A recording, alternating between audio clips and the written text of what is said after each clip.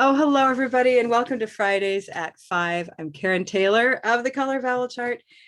We get together every Friday, and this Friday, we were inspired. We were inspired by there's been kind of an explosion of interest and recognition of the Colorvalle chart and Colorvalle, Blue Canoe, people who are doing really interesting digital things with Colorvalle images and are now 20, how many? 27, 28 different cohorts of level 1 certificate holders now who have access to images and are doing fun things with them. And in the midst of all that, we receive a lot of emails asking, am I allowed to use these images and how am I allowed to use these images? And I find that those emails come from the most conscientious, well-meaning people of all, who often tie their own hands and don't do anything with them out of fear that they're being inappropriate. And then we also find, and Jennifer sends me little examples from the internet of folks out there who find the chart and run with it and don't even mention the name of it. They sometimes even take off the title and start using it. And then you're watching your baby like run away from you and wondering how will anybody find their way back.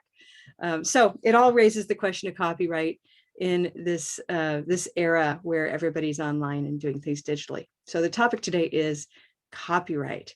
And I think the title was, can I use this? Yeah. So thank you. I think we'll start just with questions that come up in your mind, because each of you saw the title and chose to come today. So why don't we can use the chat, but mostly I'd just love to hear from you. Like, what are some of the questions you have, and maybe some of the opinions you have when you see what others are doing out there that make you wonder? I want to start out because I've been using this chart for how many years now? 20 years, I guess. 20. And I use it all the time in my classes. And you told me once that I can use it in my classes if I can talk about it, and I can give you and Shirley the citation, which you would in academic circumstances. But when I'm teaching, I don't really, I might mention it to my students, but I won't give them a talk about, this is copyrighted. So I just hand them stuff and we go with it. So when is it important to have the copyright identified, and when is it not? So in my academic classes, I cite you. In my English teaching classes, I don't usually. I mean, I might mention it, but they don't care, really. Okay. I mean, so. Thank you. So I'm going to go ahead and start some slides here, which I'll go ahead and show shortly, but I'll just say questions that start. And that's the first one is, when do I need to provide attribution, right? So then we have that question of students versus not students, or future teachers, workshop attendees. I mean, I'm using it in lots of different circumstances. Right, exactly. Good, thank you. Okay, good. I've got that noted, and I'll share this screen so you can see what I'm doing. Others? Yeah, that kind of ranges off. I've used it for like Kahoot for that little game, and I've just put like Colorvalle anchor images. Instead of having like green tea as a choice or red pepper or whatever, I just put the Colorvalle anchor images in the answer box. So, I'm like, I should make this Kahoot private, not let anybody share it. So I just make it totally private to me. Okay, good. Yeah. And so, so Skip here, I'll just sort of mention that Skip makes these private to avoid the public from seeing them. Yeah. Okay, good. But if you knew what the rules were, then you might know when you can make it public. Yeah. Right, good. Other questions? I've also used it for vocabulary. I could just like another quick one, but I just use your Colorvalle anchor image and uploaded it into the Montgomery County system, but it has all of the information at the bottom. This is, it's your Colorvalle anchor, organizer, so I put that in and uploaded it for students to use to organize some words and to work on the words. But Yeah, so you have these. A lot of the teachers who complete level 1 training receive access to these images. We actually give them a file and they get to use these guys, right? Is this surprising for anybody in the room that this exists? If you're watching the recorded session or you haven't been level 1 trained, that you have to have access to this through us. But once you have it, we've got the smaller one, the larger one. We have the chart itself in here and so forth. So you have these digital resources. Now the question would be, how can we use them? We do have a terms of use and a README file here. So when you're in there, you should be reading that. But we know that this may not be a folder you end up in often. And so we have a couple of options here that we may do some notes right here in real time, Jennifer, that this is our digital resources page. This is a password protected area of our website. When you go to this link, this is a thing called Creative Commons licensing. If you've heard of Creative Commons licensing, you may be wondering, well, what is that? We kind of know it's out there, but we don't really know what that means. It sort of sounds like it's free. I think that's how it sounds to me. But Creative Commons licensing there are different kinds. And the kind we use is called Attribution Non-Commercial No Derivatives International. Isn't that a nice chant? Let's try it again. Attribution Non-Commercial No Derivatives International. Yeah. So those are 4 different elements as shown by these icons at the top. And that they're very clear about this. I love the way they write this up. You are free to share, copy, and redistribute the material in any medium or format. So long as, here's the so long as part, under the following terms. Attribution. And we're not going to go through all right now. I'm going to talk about attribution and we'll come to some examples. So you must give appropriate credit, provide a link to the license, and indicate if changes were made. And in this case, no derivatives means you may not distribute the material, so no changes. You may do so in any reasonable manner, but not in any way that suggests the licensor endorses you or your use. Okay. So it's just attribution. Let's talk about that. How do you attribute these days? What do you do to attribute? Skip, you mentioned you have something on the bottom of a page. Can you repeat that to us? Just that Colorvalle organizer, you had the this was Colorvalle chart, Karen Taylor, Shirley Thompson at the bottom there. So uploading that page for students, giving each student a copy for them to put the vocabulary words in. And, I was like, well, it's got that at the bottom there. I think that's good enough. Yeah, and that's exactly. So if you're using one of our materials that has something at the bottom, and I'll give you an example here. Let me find a good example. So if we're in that same library, well, I'm going to take our time doing this. Let's see. If we are back over at teachers and go into the library and enter, here in the digital resources, we may then come to something like this. And you can already see down at the bottom that there is fine print. Yep, fine print. Permission granted for educational use, licensed under Creative Commons, CC by NC-ND. And so that's that Creative Commons non-commercial, non-derivative. Oh, NCND, I get it. It's not North Carolina and North Dakota. So the other thing that's here though is this, which is the colorvalle.com/copyright. And so that's what we're starting to use more and more. If you go to our website under About, you'll find we now have a copyright tab in that sub menu. And we go into pretty good detail about attribution. So we're trying to make it easier and easier. So, we won't have you read this all right now. But for example, if you're using images in non-commercial educational materials, like you're talking about, Skip, we've given you the verbiage now that you can just copy and paste. right into somewhere on your digital materials. Mhm. Oh, okay. And people usually put them at the bottom in a smaller font Mhm. is fine. I mean, it doesn't have to be, 14 point. And, just sort of out of the way. It doesn't have to be the first thing on the page by any means. Okay. So these are 3 different ways to cite us depending on whether you're using the chart itself, the anchor images, or just including mention of our work in an article, paper, bibliography, etc. The other piece that I think, Dr. Barr, you'll be, thankful to hear is we have this little phrase right here.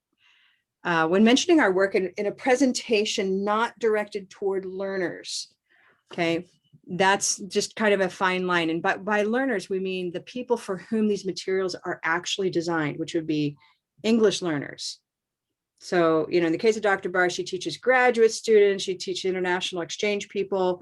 Maybe you draw the line and say, my line is my own language learning students. Right, for example. Yeah, I don't who- mention it to them. Right, who would actually be overwhelmed and confused with that information, let's say, because they don't have the language for you to, why would you do that to them, right? But the international visitors that go to the Washington Literacy Center. Yes, I would obviously mention, give you attribution, yeah. Exactly. But I mean, even just talking about the color vowel system,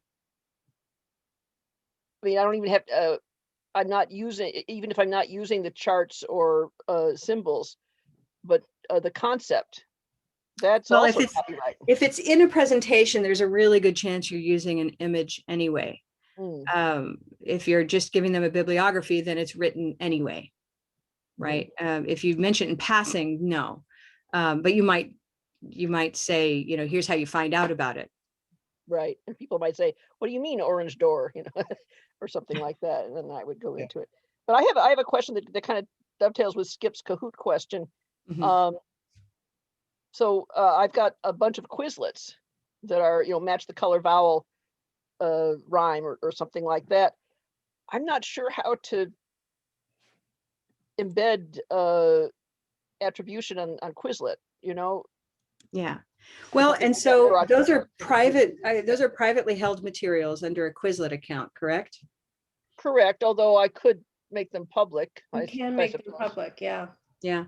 If they're going to be public, then it's important to find a way. So this is where I think I would like to go back, actually, because rather than me coming back and always saying being the heavy on this, let me tell you from this. Yeah, sort of the big picture of why we care about copyright. And I'll go back to the old days of the photocopier.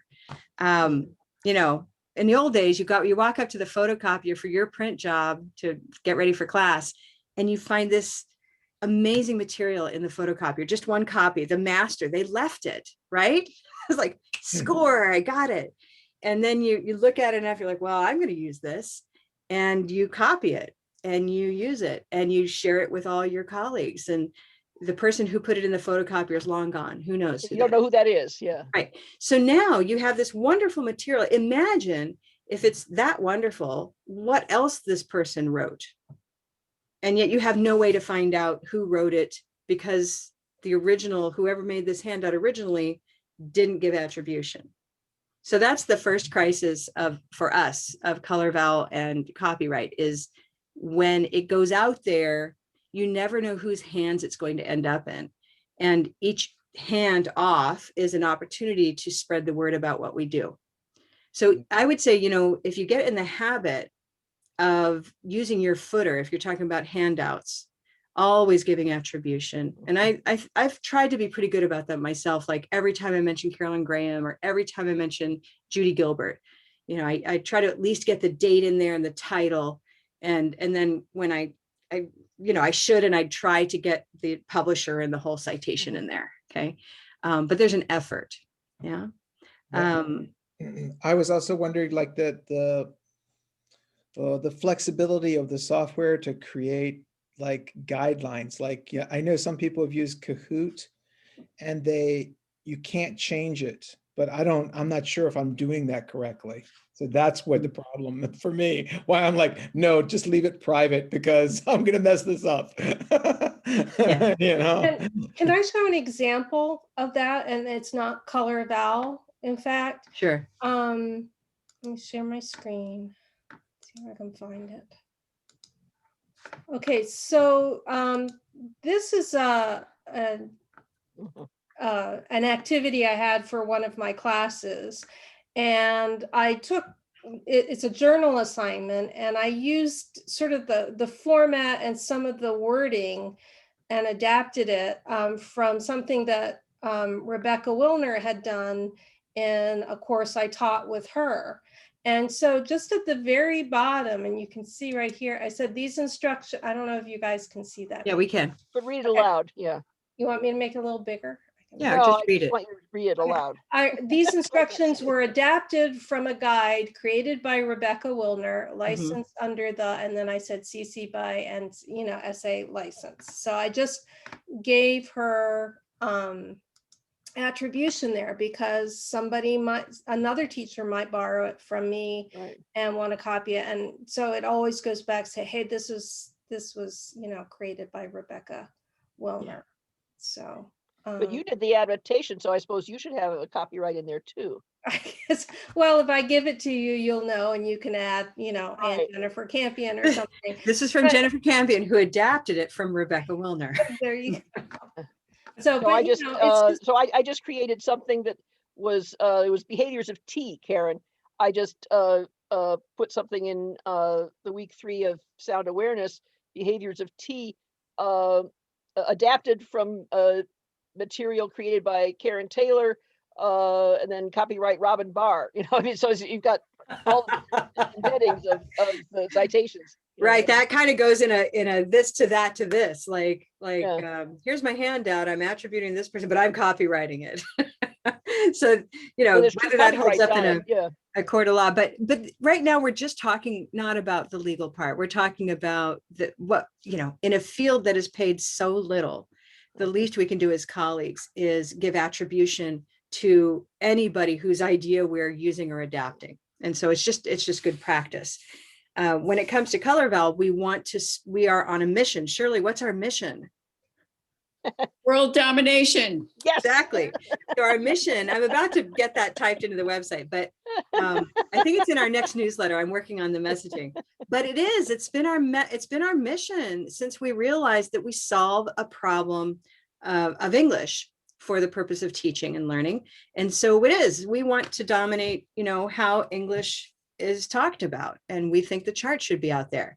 If you feel like we have a good point, then part of that is having all of us support that mission by making it clear, where did this come from? How can I learn more? Okay. When we're talking about, so right now we're on attribution. Any more questions or points about attribution? I have a response to Dr. Barr's question about Quizlet. Ah, okay. So again, I'm going to share here. Please. Oops, wrong one. All right. So this is a Quizlet set of Right, vocabulary words. And let's say I wanted to add Colorvalle to it in some way by either with the anchor image, or I wanted to just put in the anchor phrase. Mhm. Up here, when you're creating your set, there is a description field. So you can add it in there that, so here's the cool. title. This is, I'm in the edit mode for Right. No, I the recognize Quizlet. that. Yeah. So here's the title of it. And so here's the description. So if I was going to add Colorvalle here, I could say, anchor images from the Colorvalle chart or whatever, some sort of phrasing that I could put right there. Super. So they're not on the cards themselves, but it is on the On the set. yeah. So if somebody wants to copy the set, then they've got that information right there. And if you wanted it on each card, I think if somebody, if you put it out in public, if somebody takes the set, I don't think they can take individual cards from the set. They can edit the set. maybe add to it. I mean, but you could always, I don't know. I don't think you need to worry about the individual cards as long as you put an Right, right, that's what I'm thinking, that. as long as it's in the apparatus, so to Mhm, speak.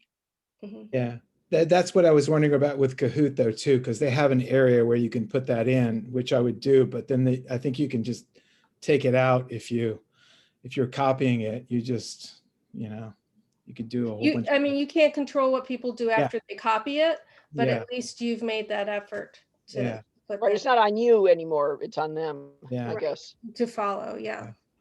Mhm. Okay. Let's move along. The next part of the Brilliant Creative Commons, which is a nonprofit, by the way, I want to give attribution to Creative Commons. All It's a right, nonprofit organization that tries to help make things easier for those of us who are not lawyers. So as you can see over here, they have opportunities to contribute to what they do. But so attribution, I think we've covered to a good extent, and I think it's really about effort. Jennifer and I have been talking about this session for a while, and it's so tempting to take you out there to examples where attribution was just non-existent, but I also don't like shaming people.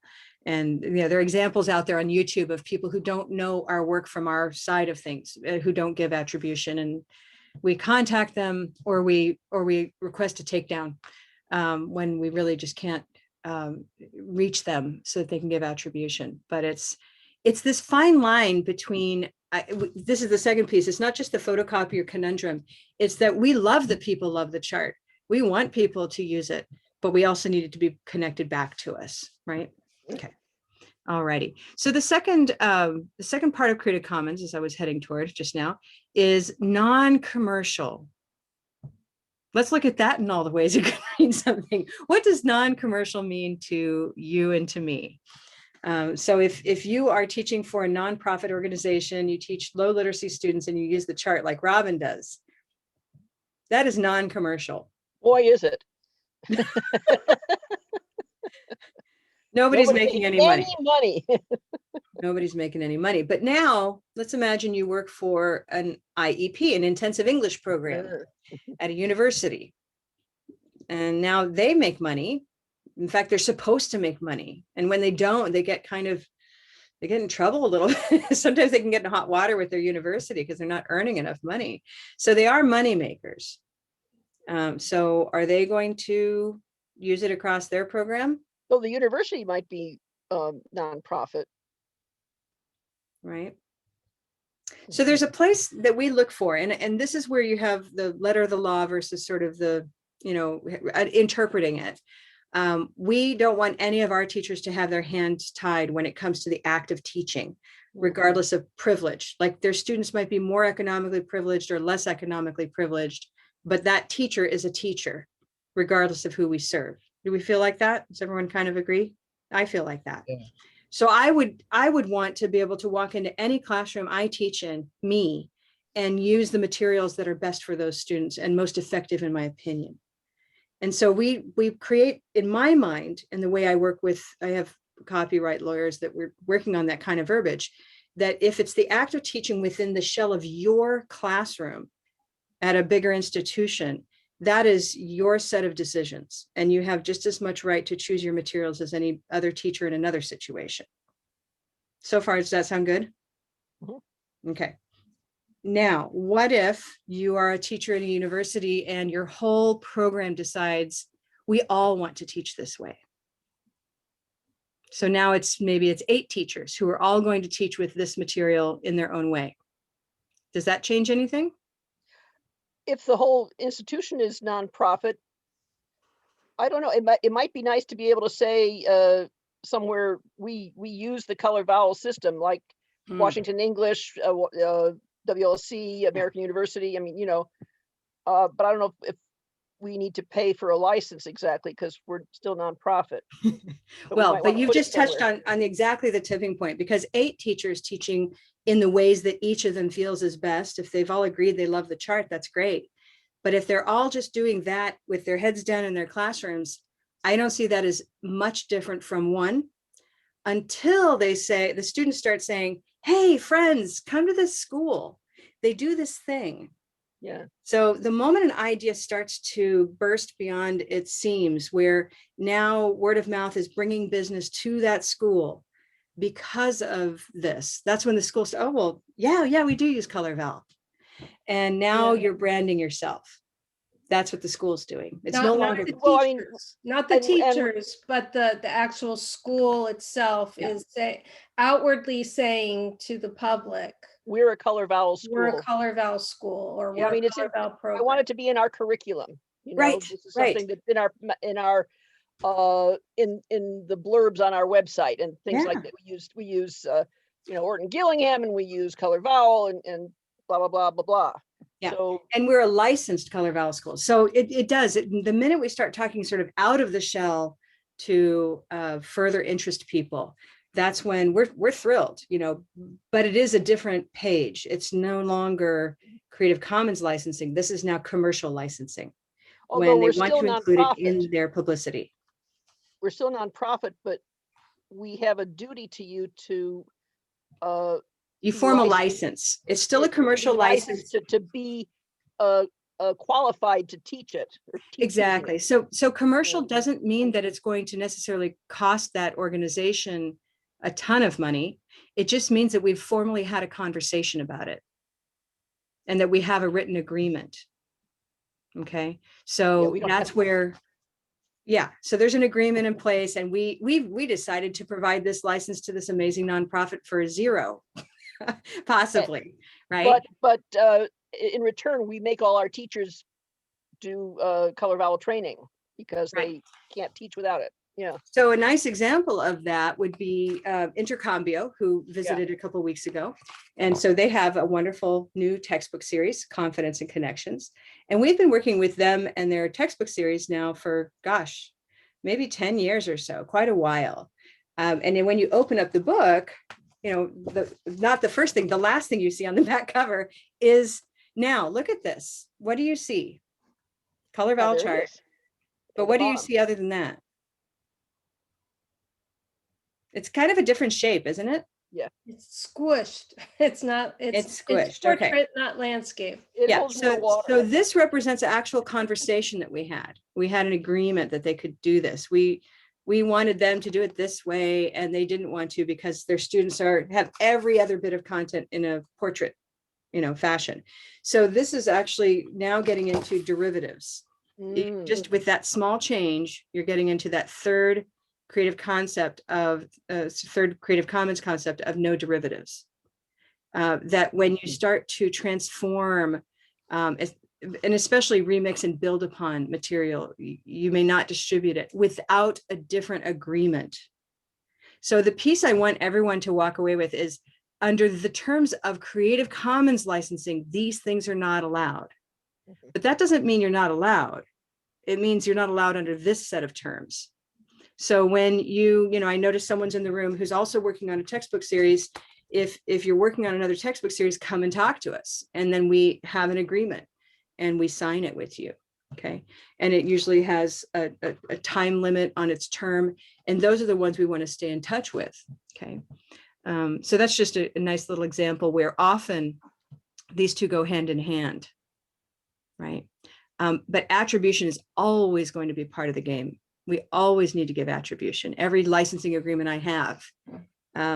Now, there's a thing called, just because this is kind of curious, there's a thing called white labeling, where a company could come and say, we want to license where we just pretend this is ours and nobody knows it comes from you. And that wouldn't happen with Colorvalle because it's really distinctive. But it could happen, for example, with wine, you know, like this wine belongs to Sutter Creek, or I don't know, you name a wine. And then I say, well, Trader Joe's loves that wine. Trader Joe's buys it, puts their label on it, they white label it. Okay. So there are all kinds of licenses out there. It's just, we're aiming to serve teachers in the way that fits us all best. Right. Okay. So now let's go back to each of you. You know, ask yourself, have you ever felt like you're on the line and you're not sure what to do and you decided not to take any action? Or maybe you took an action and then felt kind of regretful. You know, think of those moments and ask us questions, please. Hi, Shirley. Bye, Shirley. Hey, Jennifer, this is a good time for you to raise your question about your profile picture from a few years ago. Okay. Yeah, so I did a training at the community college where I was working, and we had a teacher development day, and I did a presentation on Colorvalle, and somebody took a picture, and I thought, oh, it's not a bad picture. And so for a while, I used it as my profile pic on Facebook. And so I'm going to display it, and no comments on the haircut.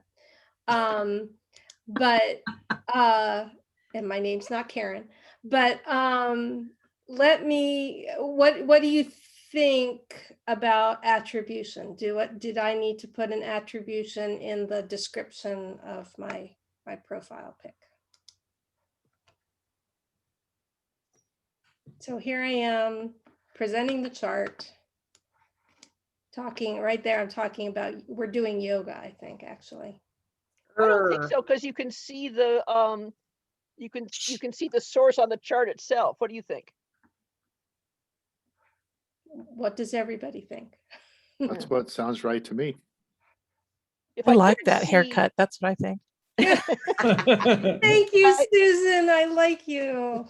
But if I couldn't see where it says, Colorvalle, vowelchart.org, or Yeah. the Colorvalle TM chart, if I couldn't see that in the picture, then would you need to put something in the comments? I don't know.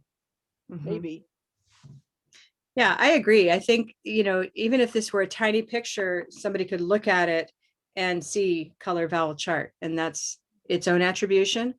If she wanted to take a step beyond and say, I'm going to contribute to world domination, then she could put a little more information in the photo description. And We're have a talking link about or Facebook. something like that. Yeah. Yeah.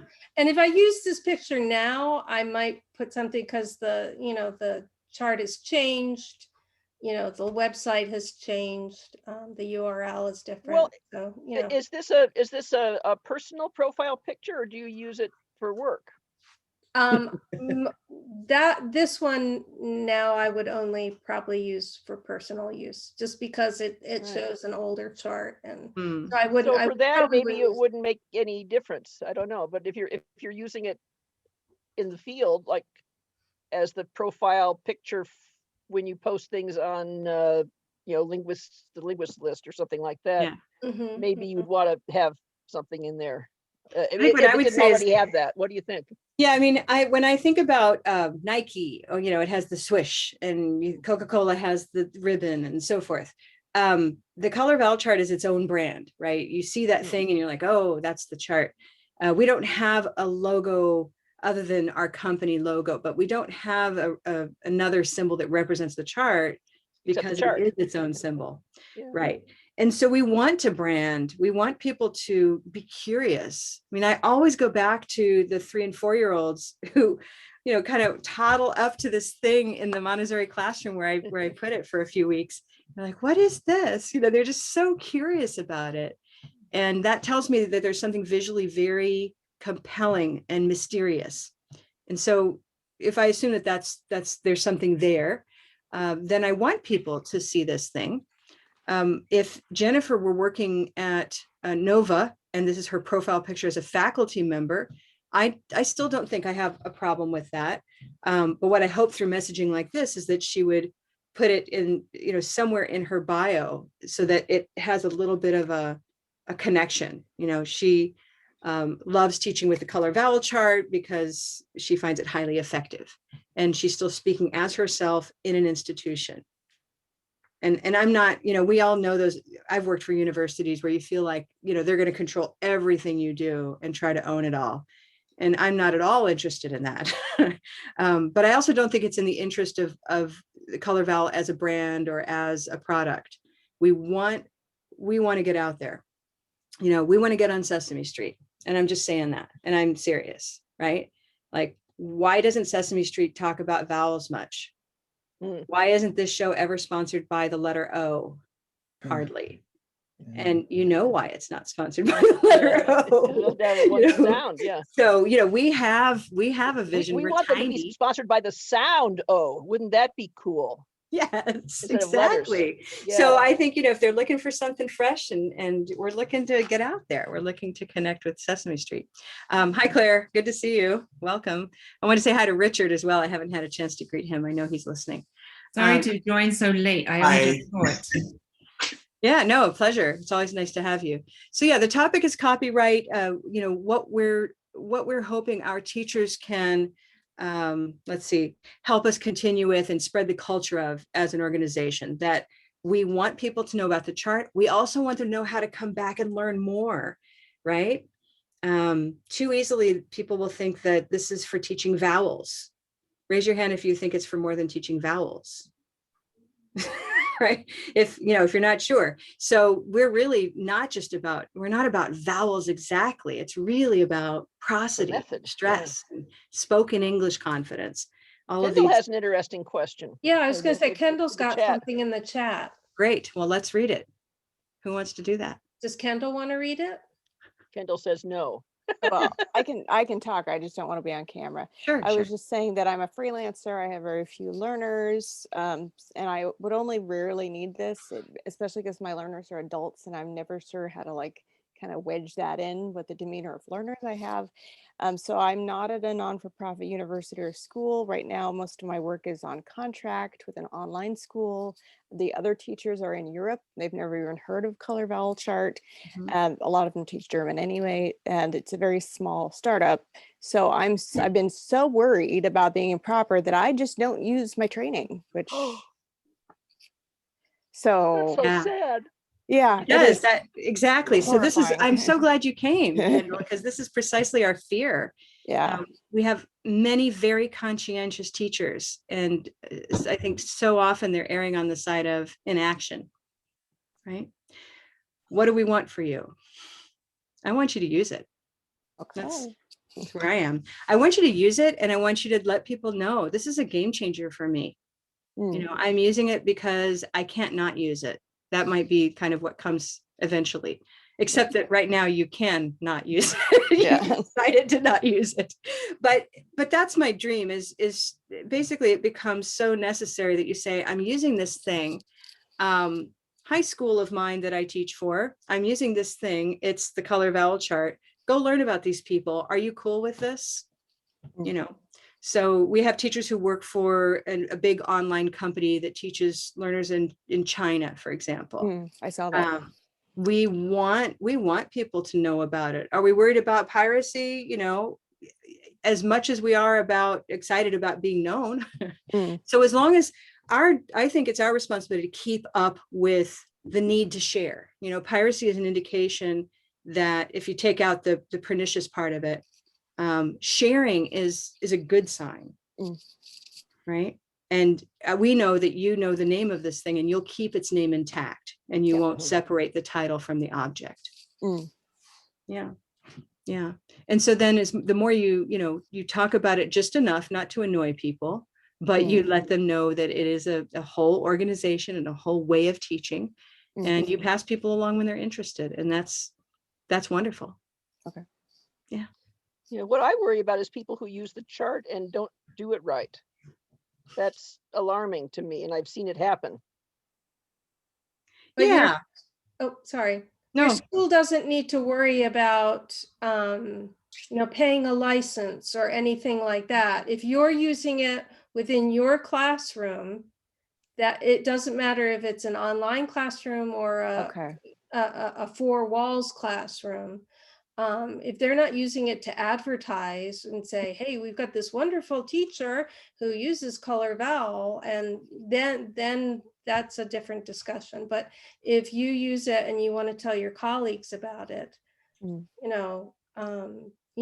give us attribution when you can. If you're developing materials, handouts that you're, going to mail or put into chat or something for your learners, then just go to our website, go to the copyright page, choose the attribution statement that best fits it, put it on the bottom, and that's all you have to worry about. Okay. And so along those lines, it might be useful to use this as another case study, because I think we have to poke at this a few ways. This is from my Colorvalle community, where recently one of our teachers named Julie received this comment. And if you can't see it, I'll read it to you, but I just love it. It's just a screen capture. And all the Chinese here says is translated from such and such tool. So don't worry that it exposes anybody's identity, please. But what this says is, Miss Julie, the child just wants to have your class now.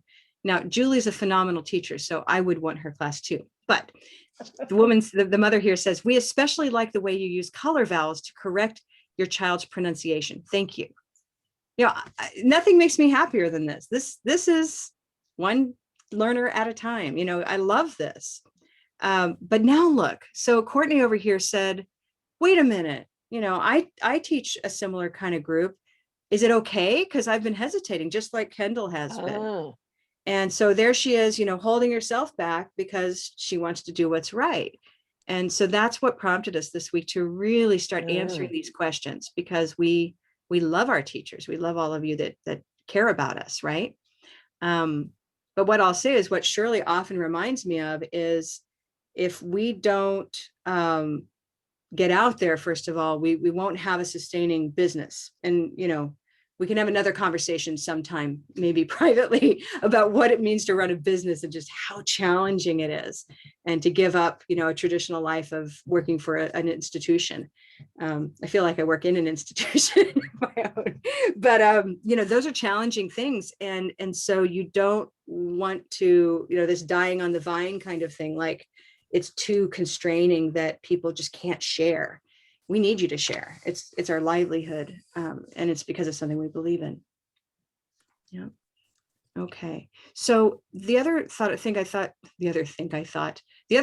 had, it's Friday, it's late, was to come back and talk about these last 3 points on our copyright page. So if you go to colorvalle.com/copyright, which we'll put over here in the chat right now in a moment. We have, 3 main guidelines, and we'll just go to read through these and see if you have questions, if you don't mind. So I'll read the first one out loud and we can discuss. The first one is when mentioning our work in a presentation not directed at learners, it's appropriate to include explicit spoken credit acknowledging the origin of the color vowel chart upon first mention.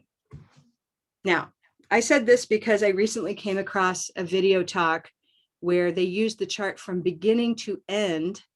And right toward the end, they said, oh, and if you want to know more about this chart, go to this website. So that's the transcript.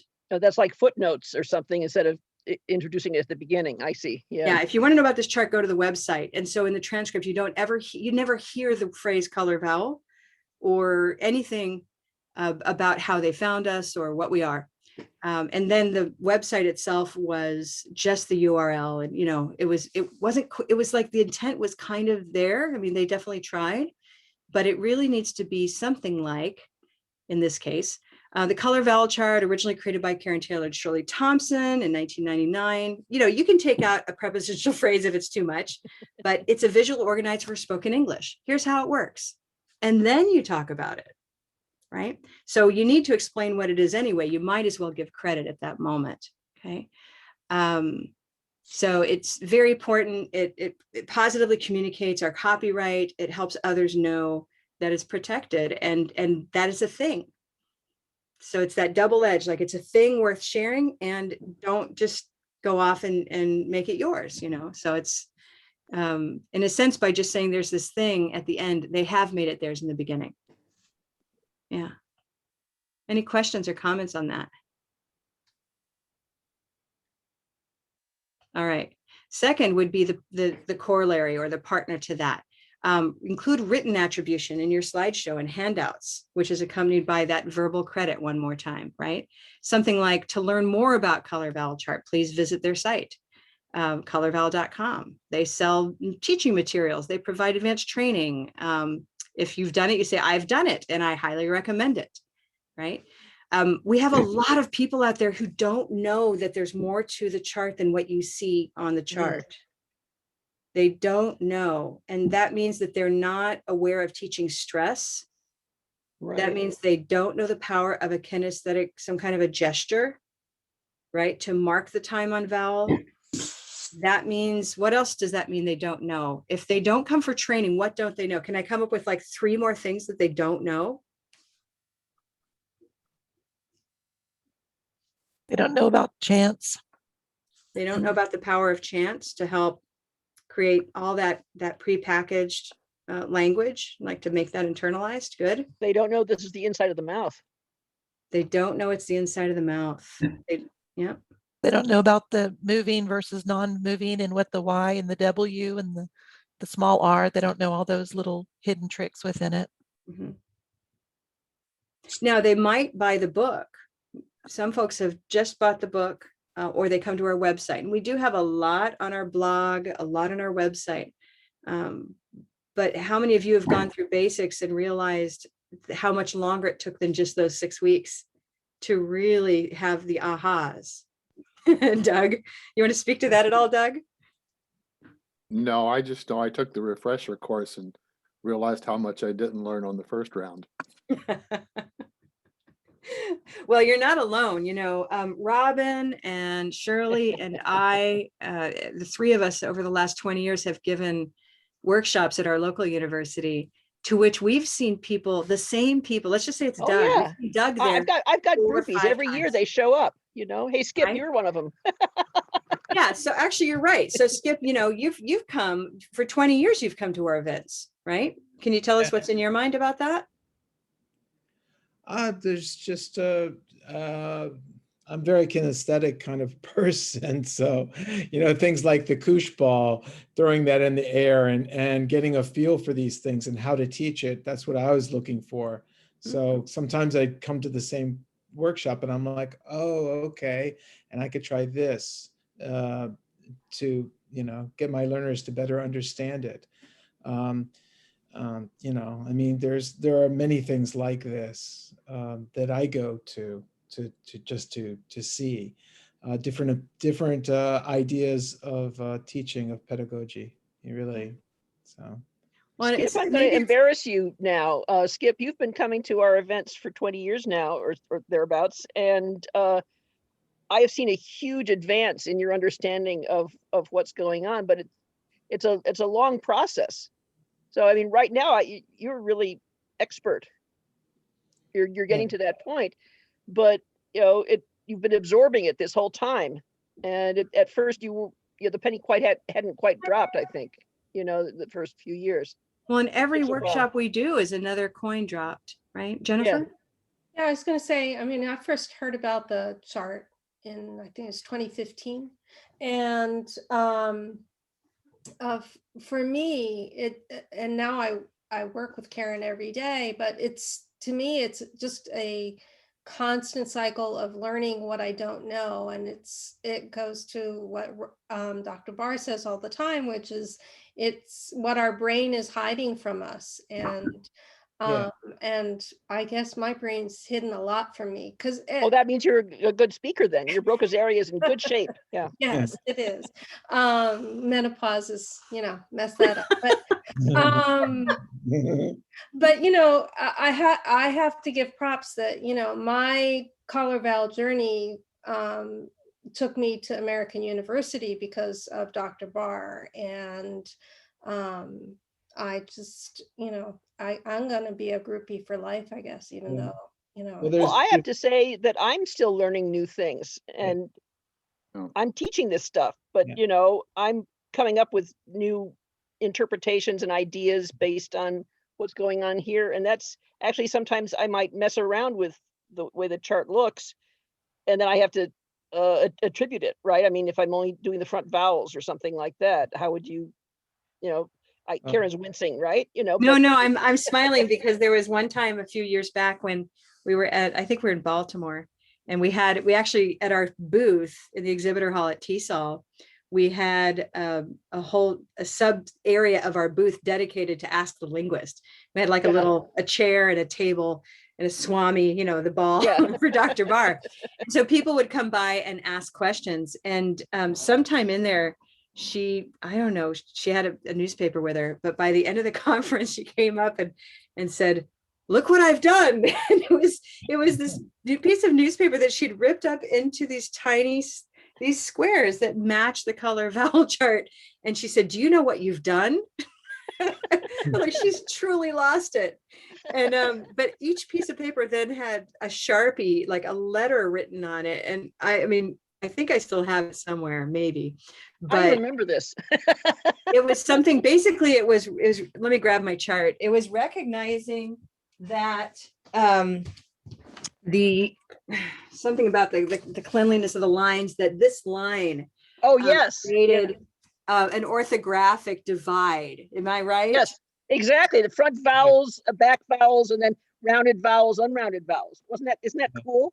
Right. So we're going to save that for the phonological awareness workshop. In fact, I think you now have your topic for the next time you all I think meet. I talked about it a little bit today, but yeah. Good. Yeah. But you know, that's the kind of thing where we realize that the chart just keeps bringing us back as it's a place to gather. And It's you a look at, watering hole for like, this kind of for conversation. example, like orange door, I say door, it's Yeah. like or, and, Right. and I say orange with a like Auburn dog to me, Yeah. orange, Yeah. I mean, so Yeah, it's orange really, door, like, yeah. it's still messing with my head. You have this new Yeah. color in there and I'm like, oh, I don't get it. No, and the thing is that we always had, and I think that came up, nice. That came up recently with, I think, Doug, in a conversation we had, just that we can say the same thing over and over. It doesn't mean that it sinks in, right? That, you know, there are people for whom dog and Auburn don't have the same vowel as Right. well. Exactly. And so I say, well, just use the one part of it that works for you. You know, leave off orange, call it the door sound. Leave off, what's the other one? I think pepper in some South African English is red, and pepper will have a different eh. So like, Oh, use the part of it that works for you. You know, and so then, silver pin. Yeah. right, silver and yeah. pin, yeah, and Yeah. Julie's brilliant suggestion of calling it silver fish, which, you know, Yeah. I still have regret. Tan man. Don't forget Tan man. Yeah. Right. So, you know, these are all temporary, call them modifications of the way you use the chart. Right.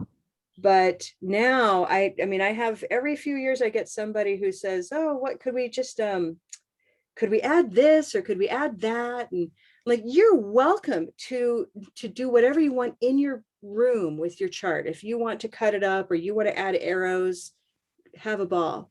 You know, that's in your classroom, and you're right. It's about distribution. Yeah. So it's when you say, I have improved upon, you know, Taylor and Thompson's color vowel chart.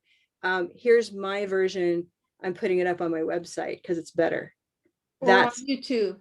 right. That starts to get into a place where we say, wait a minute, because, you know, has that person really, well, it's against the rules. That's what it comes down to, and that's the game, is when you publish something, you get to draw the rules. So there's What that means, Karen, because It I might think be academic fair that's use, the though. word. Excuse me. That's the word I think that scares people. Publish. So what does publishing? Does publishing mean printing it out? Does it? So let's talk about that word. Okay. So yeah, publish, I think, comes from the word public or is related, correct, Dr. Barr? Yes. Yeah, I think it's a cup of mustard word. All right, Doug.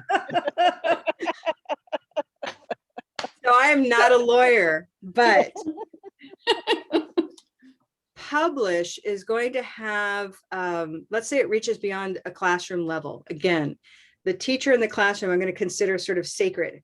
That you know, how many people are in a classroom with you, a real classroom in any real moment, whether it's online or in a physical building. You know, you might teach 30, you might teach 10. Do you teach 500 at one time? I've done it. But not, that's a talk. Well, yeah. Okay. So usually But they're there's learning something. yeah, it's something like, what is a classroom and what is a course? You know, that concept, if it's within, is not publishing. And I think there is a commercial aspect to publishing. You publish in order to distribute, and you therefore get compensated for it by somebody. Okay, so I mean, that's about the closest I can get to it right now. But publishing also includes academic publishing that you don't get compensated for in that way. but on the other hand, there's academic fair use. So I could, for example, under fair use, I could say, I could publish a paper or give a talk saying, here's this thing by Karen and Shirley, and I've made a huge improvement on it, which is this, and that would constitute publishing. But under academic fair use, I don't think that would be a problem. If I started to sell it, then I would probably need to get some kind of license from you. Is that correct? That's correct. Exactly. And actually, I mean, now I'm desperately looking it up. That's a very close and good example. I've recently, and everybody who's been through my course knows, I use a version of Judy Gilbert's prosody pyramid. Right. And I always give attribution, and I always give a link to the original work. And what I've done is a modification that's allowed because I'm not publishing it for distribution. It's part of an, I have to come up with the right words for it, but I read about it, meaning you're allowed to do improvements for the sake of talking about the idea. Right. So I take her chart, I mean, her prosody pyramid, and we know that the Colorvalle chart fits in the very top triangle where the peak vowel is, where currently in her work, it's a phonetic symbol. And so I just place the chart and I say explicitly say, this is where the chart goes in Gilbert's prosody pyramid. So that's different from me making posters of the new prosody pyramid with the Colorvalle chart on it. Yeah, I think for that one, you would have to ask her permission, exactly. right? And that's not what I'm doing. Okay. Yeah. And when I use Gilbert's book for pronunciation, I would, of course, always point to the top of the prosody pyramid and like, what color is this? You know what I mean? So, I think you're talking about putting things into the public domain. Mm-hmm. Then you would want a license for that if you were going to produce a product that you were going to make free to the public or open to the public. That's right. Now, yeah. Can I ask a specific question? So Jennifer is, I think my speaker went out. Oh, Try again. We can hear you. Uh-oh. Uh-oh, she froze. All right, we'll take her question when she comes back. Huh. Well, I have one more piece. She can email me. Yeah, she might be back. Let's see. There's one more piece while we're waiting to see if Susan can come back that I think is worth mentioning, and then we'll see what else comes from it. Step number 3, ensure that Colorvalle and Colorvalle chart always appear with the trademark. This is, let me be more clear. I need to actually, yeah, it's an R. Not a C, but an R. Okay. Right. So this is now getting into trademark. Okay. So here we're talking, and I actually put this here for a slightly different purpose, but I need to clarify for you all. It's not that every time you write Colorvalle that you have to use this R. It's the first time, the top of the page, the first mention. Okay. And I'll go ahead and fix this today. But what we don't want, and what we've seen, unfortunately, is these two things: vowel chart, which is too vague, vowel chart. And the other, I've heard color wheel, which is annoying. I won't even write it because it bothers me. And then I've heard CVC. What do you think the problem is with calling our work the CVC? It always confuses me. Well, what else does it refer to in language teaching? Consonant, vowel, consonant. Consonant, vowel, consonant. Yeah. It's a way of referring to the structure of a syllable. And so it's not that, I mean, I would love to have this acronym. It makes perfect sense, right? However, if you're writing about our work, please write it out in full, because English language teachers will reasonably think that we're talking about syllable structure. Well, you could do like COVID. You could do Kovac or something like that. yeah, actually, everybody in the public schools will see CVC as, Colorvalle consonant, because all the teachers, and they go to, if they go to audio specialists or for help, they will always they have this in class, CVC. I see it all the time, everywhere. Yeah. So we do want to try to, just keep it up. Your representatives, in a sense. If you're friends of us, then you want to sort of spread the word with the full name. Now, on the other hand, now I was thinking of you mentioned, or a friend of yours mentioned, that in some places, especially Japan, saying Colorvalle is not easy. Is that true? I think so. And vowel, is a kind of very difficult word for us. And of course, we didn't learn like a vowel or consonants at school. So Mhm. it's not common words for us. Yeah, so And CVC also, might work in yes, Japan. CVC is very Easier to say. Yeah. yeah, Easier to say than color vowel. yeah. Maybe we will say GBC like that. So Yeah, GBC, yeah. GBC, yeah. No, and this is when branding starts to become into question, like we've talked a little bit about. If we make a bigger initiative in Japan, that we might have a different brand. Mm. You know, we might adjust the brand, so it's easier to say because it simply isn't very grabbable or memorable. Okay. Susan is still not back, but we will, she'll write to us if she needs to. Other thoughts? Any other thoughts or questions? So Karen, I Yeah. think you should make a video of some of this, or maybe even use this one and then either include it in your level 1 curriculum Mhm. or send it to all your level 1 teachers when they That's right. graduate or something to make sure, Encourage because people, yeah. they're not all here today. No, and thank you. We wanted to have this talk today because the page on our website's fresh, so we can revise it. We're definitely moving in that direction. And I think this is a good time to talk about some of the new things that are happening, just so that you and others know, because people do watch these recordings. I'm always thrilled to find. So here under, let's see, where would I like to start? Here under training schools. Let me take you to our schools page, everybody. Here we go. There are a couple places where you can find this, but we wanted to show you what's happening with Colorvalle Basics starting April 1st. Fast. Starting April 1st, anyone think back, if you went through Basics with me, it was a 12-hour live course delivered over 6 weeks. I always loved that course. There was a point in the middle when my head kind of exploded and I didn't want to talk anymore for about a month.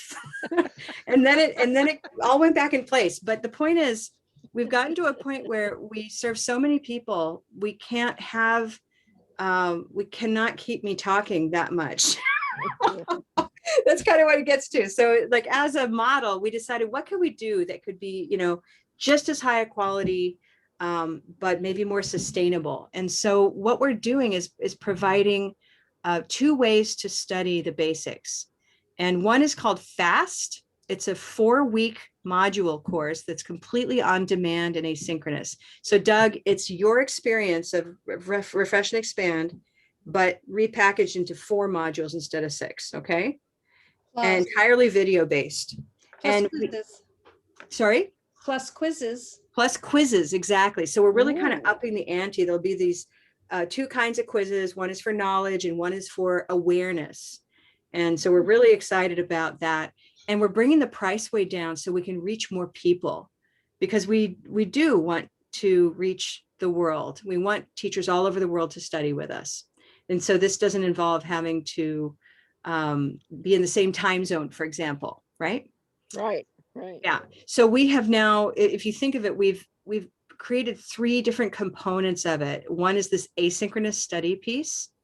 And then if people want to go deeper, and we hope they will, they can do complete. So the complete course brings in that live training where we really do these things, have all that perceptual work, and also have the technique practicum with the videos that you're all familiar with, many of you.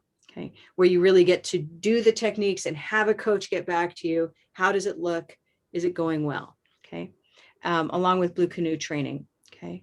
And so complete is also, it's basically the course that many of you went through. The basics course is now a 4-week course where people watch these videos and meet with a coach. And that's me right now, but it's soon going to diversify a little bit. Okay. So we're pretty excited about that, and hope you'll spread the word. It's brought the pricing down quite a bit so that people can afford it, more easily. And well, this sounds ideal for like volunteers. If we can, right. Because right now one of the problems with having volunteers in our classrooms is that, or working with our students, is they don't know from Colorvalle system, and I don't have to teach them each one individually. That's right. So actually, that's the third piece of schools that I'll mention, especially because I've seen Susan in here. This Colorvalle for Schools allows schools to then say, we want our whole faculty trained. And we can do that, and they can talk to us for quote, but we can combine, you know, that all of their TAs get to do fast and all of their teachers do complete. Or if they just want an entirely customized experience, we put that together like we're doing for a school district right now. And that's really exciting when we work with their curriculum, their student body. We can go in and model teach, you know, those kinds of things happen in the customized program. So that's been pretty exciting. The other exciting work that's been going on is over here in the learner side of things. I wanted to show you this beautiful Look at that. page. There's Now. She looks so beautiful. Do you see that now? It's wonderful. Yeah. So peer practice has been going, and we're really excited about it because it gives us a way. This actually comes back to copyright, our topic. Who's a learner and who's a teacher anyway? That's my question. And if you've been to peer practice, huh? Me, I'm both. Yeah. I had 4 of my students there last night. That was Did great. you? All right. Yeah, I did. Did you get any response from them? Not yet. I'll talk to them tomorrow. Okay. So we had over 100 people in the room last night from all over the world. What were some of the places, Jennifer? Do you remember? We had people on multiple continents. We had people from Brazil, Vietnam. several Central American countries. We Think had somebody from Vietnam, Thailand. We had Russia, Turkey. Australia, Russia, Wow. China. I think, was it China? Maybe. But yeah, from Japan, of course. That's awesome. Yeah, all over. And it's a combination of people. We let people know we're recording. And so this is a case where, you know, more than half of the cameras are turned off, but that's okay. You know, it's like we want people to be in their comfort zone. And if that means that they don't want anyone to see them doing this stuff, that's okay, because a certain number have their cameras on, and that's enough to energize the room. And so they're all moving around the room. They're all, you know, I had them go off and find a fork, a knife, and a spoon last night, and they run off and they came back with them. And it's pretty exciting to think like all over the world, these people are going and getting a knife, a fork, and a spoon, you know. And then we did a chant with those. So that was pretty fun. But what I'm loving doing these days is intentionally blurring the line between teacher and learner, as well as the line between native speaker and non-native speaker, where we're just speakers. We're all speakers of English, where none of us own this, and we're all curious, and we might bring different things to the table, of course, for the learning experience. But that's a bit of, I don't know, that's what's exciting me these days. And so these learners that we thought, oh, we don't need to tell them so much about the chart, they're actually one of our biggest mouthpieces are the students who love it and tell their other teachers about it. Right? Shirley, you've been back, you're back from your other meeting. I loved it.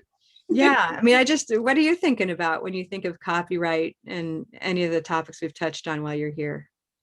Well, I was thinking about when I yelled out world domination, that sounds a little aggressive. And really, I think we just want to make it possible to share this with the world and still get the recognition and the control and and I think also the desire for teachers to want to know more about it and to know that there is real training that goes with it. And I think one of the problems is the teacher who just picks it up and really doesn't really know what to do with it. Exactly. Yeah. So it's really not world domination in an aggressive sense. It's more in a loving sense. Well, and it's also feeding the world. You know, you're feeding the world. You're not dominating the world. Yeah. Well, and finally, it's that we know we teachers are so susceptible to teaching in a vacuum, right? I mean, who's ever felt like they've been alone teaching? Yeah. And so this is a community, and those teachers who don't know about us are missing out on that. Yeah. And they're missing out on this idea that it's not about being correct anymore. We're kind of beyond correct. We're into functional and comprehensible, and that stuff is pretty liberating. Yeah. Pretty exciting stuff. Well, that's one of the things I love about Fridays at 5 when you first started this a whole year ago. made such a difference in just having a community where I belonged, and I hope the rest of you feel that way too, but We feel you uh, belong. yeah, no, that you yourself belong. But it's made the quarantine so much easier Yeah. for me just to have this kind of connection. So It's thank the you. Well, faculty room for those who don't have a faculty room anymore. Exactly. So, Yeah. so let me say this, that when I took that refresh course and realized how much I didn't learn the first time, it just kind of dawned on me that I've done a lot of training and I've never given the same training course the same way twice. I never No, do. It Yeah. always changes based on your audience or based on a question that was asked last time. There's always this change going on all the time. And what I have found personally is that I get a lot out of Fridays at 5, just as a refresh and a renewal of some of the concepts, some of the new things that are coming up. And I don't know how, it's something I think all the teachers ought to attend. Yeah. That's why I'm excited about the new complete program, because we have you have the consistency of the instruction from Karen in the videos, but then each cohort is so different. So those live discussions, you get to bring your own personal questions, and that interplay between all of the participants and whoever the lead instructor is in there really, allows for, like you said, all those differences to come out. Yeah. Well, thanks, everybody. Any final comments before we sign off? If anybody knows Susan, tell her to just send me an email with her question. Oh, I know where she lives. Yeah. I want to just an extra thanks to Kendall for saying out loud what I think a lot of folks will have experienced. It's good. So thanks for sharing Yeah. that. And I see Richard and Claire. Good to see you, Claire. Thanks for joining us. All right. Thanks, everybody. Hope you Shirley, feel better, Kendall. Thank you so much, Bye-bye. everyone. Richard, Yeah. Skip, Jennifer. Have a great one. Take care, Doug. Bye-bye. Good Bye, weekend. everyone. Yeah. Bye. Bye-bye.